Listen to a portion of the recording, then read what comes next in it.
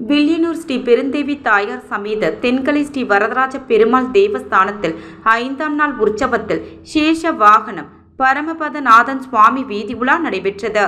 வில்லியனூர் பகுதியில் அமைந்துள்ள மிகவும் பிரசித்தி பெற்ற ஸ்ரீ பெருந்தேவி தாயார் சமேத தென்கலை ஸ்ரீ வரதராஜ பெருமாள் தேவஸ்தானத்தில் பிரம்மோற்சவ விழா கடந்த 2ஆம் தேதி கொடியேற்றத்துடன் துவங்கியது. பிரம்மோற்சவத்தை முன்னிட்டு காலை மாலை பெருமாள் வீதி புறப்பாடு, காலை 11 மணிக்கு திருமஞ்சனம் நடக்கிறது. நேற்று சேஷ வாகனம் பரமபதநாதன் சுவாமி வீதி உலா நடைபெற்றது. இதில் உபயதாரர் ரெட்டியார் சமூகத்தினர் மற்றும் திரளான பொதுமக்கள் கலந்து கொண்டு சுவாமி தரிசனம் செய்தனர். தொடர்ந்து இரவு பக்தர்களுக்கு அன்னதானமும் வழங்கப்பட்டது. மேலும் சுவாமி மின் அலங்காரத்துடன் வீதி உலா நடைபெற்றது. இதில் பக்தர்கள் வீடுதோறும் சுவாமிக்கு தீபாரதனைகள் காண்பித்து சுவாமி தரிசனம் செய்தனர். தொடர்ந்து விழாவில் கலந்து கொண்ட பக்தர்களுக்கும் அன்னதானம் வழங்கப்பட்டது.